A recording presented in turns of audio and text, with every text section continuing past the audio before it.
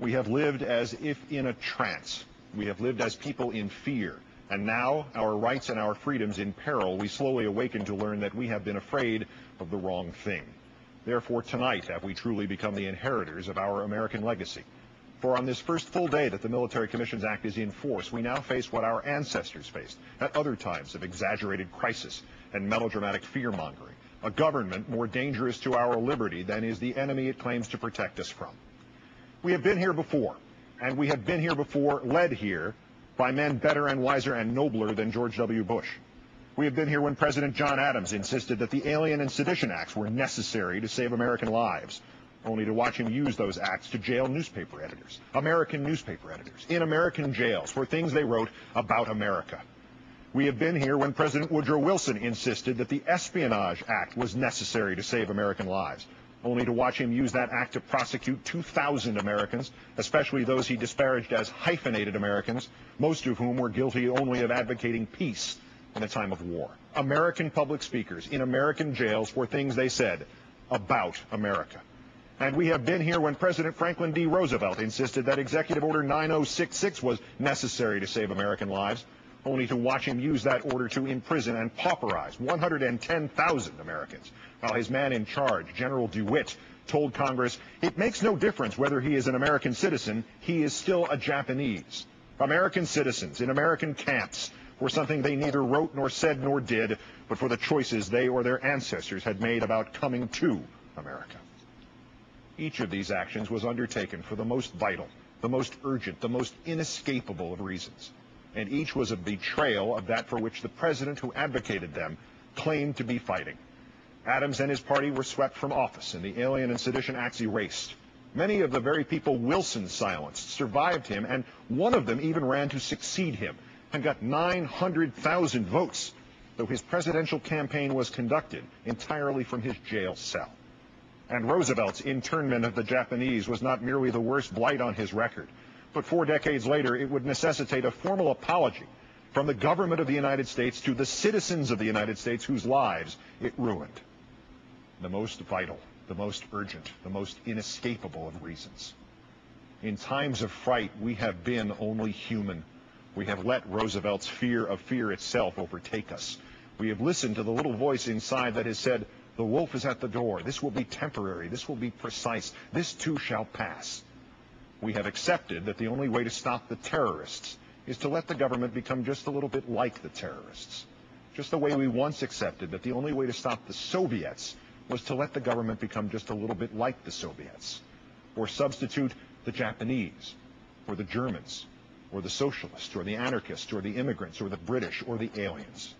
The most vital, the most urgent, the most inescapable of reasons. And always, always wrong. With the distance of history, the questions will be narrowed and few. Did this generation of Americans take the threat seriously, and did we do what it takes to defeat that threat? Wise words, and ironic ones, Mr. Bush, your own, of course, yesterday in signing the Military Commissions Act. You spoke so much more than you know, sir. Sadly, of course, the distance of history will recognize that the threat this generation of Americans needed to take seriously was you.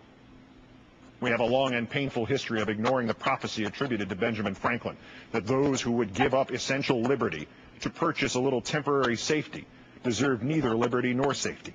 But even within this history, we have never before codified the poisoning of habeas corpus, that wellspring of protection from which all essential liberties flow. You, sir, have now befouled that spring.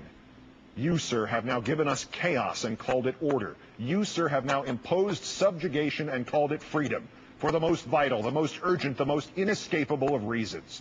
And again, Mr. Bush, all of them wrong. We have handed a blank check drawn against our own freedom to a man who has said it is unacceptable to compare anything this country has ever done to anything the terrorists have ever done. We have handed a blank check drawn against our own freedom to a man who has insisted again that the United States does not torture. It's against our laws and it's against our values. And who has said that with a straight face while the pictures from Abu Ghraib prison and the stories of waterboarding figuratively fade in and out around him. We have handed a blank check drawn against our own freedom to a man who may now, if he so decides, declare not merely any non-American citizens unlawful enemy combatants and ship them somewhere, anywhere, but may now, if he so decides, declare you an unlawful enemy combatant and ship you somewhere, anywhere. And if you think this hyperbole or hysteria, ask the newspaper editors when John Adams was president, or the pacifists when Woodrow Wilson was president, or the Japanese at Manzanar when Franklin Roosevelt was president.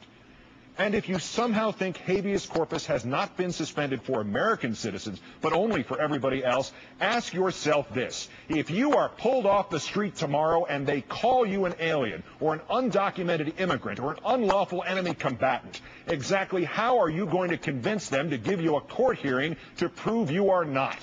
Do you think this Attorney General is going to help you? This president now has his blank check. He lied to get it. He lied as he received it.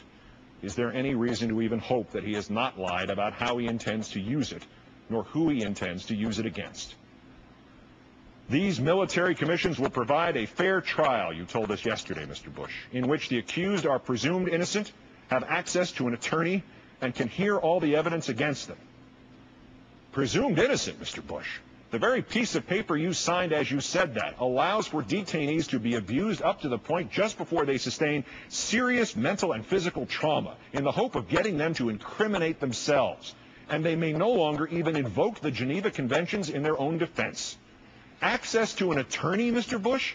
Lieutenant Commander Charles Swift said on this program, sir, and to the Supreme Court, that he was only granted access to his detainee defendant on the promise that the detainee would plead guilty. Hearing all the evidence, Mr. Bush, the Military Commissions Act specifically permits the introduction of classified evidence not made available to the defense. Your words are lies, sir. They are lies that imperil us all.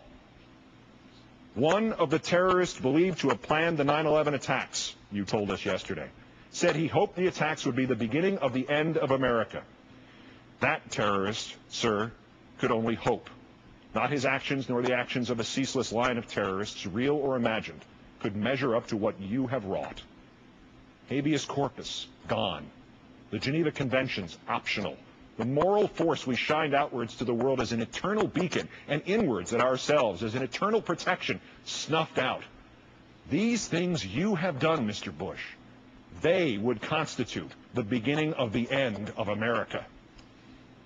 And did it ever occur to you once, sir, somewhere in amidst your 8 separate, gruesome, intentional, terroristic invocations yesterday of the horrors of 9/11, that with only a little further shift in this world we now know, just a touch more repudiation of all of that for which our patriots have died, did it ever occur to you once that in just 27 months and 2 days from now, when you leave office, some irresponsible future president and a competent tribunal of his lackeys would be entitled by the actions of your own hand to declare the status of unlawful enemy combatant 4 and convene a military commission to try not John Walker Lind, but George Walker Bush for the most vital, the most urgent, the most inescapable of reasons. And doubtless, sir, all of them, as always, wrong.